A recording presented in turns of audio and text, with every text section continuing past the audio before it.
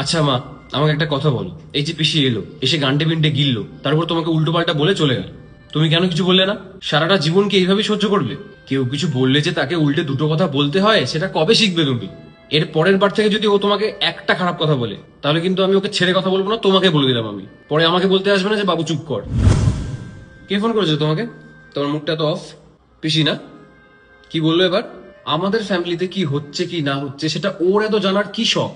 আমরা কি কখনো ফোন করে জানতে চেয়েছি ওদেরকে যে তোমার ফ্যামিলিতে কি হচ্ছে কি না হচ্ছে আমাদেরকে বলো?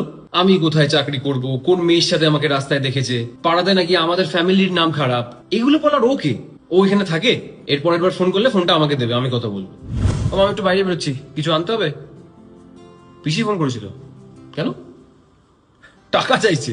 বাবা, তার ছেলে নাকি একটা বড় জায়গায় চাকরি করে, তার স্বামী নাকি বড় বিজনেসম্যান, তো এরকম একটা তুচ্ছ ফ্যামিলির কাছে কেন টাকা চাইছে? যাই হোক ছাড়ো, তুমি কি বললে? তুমি দেবে বলেছো?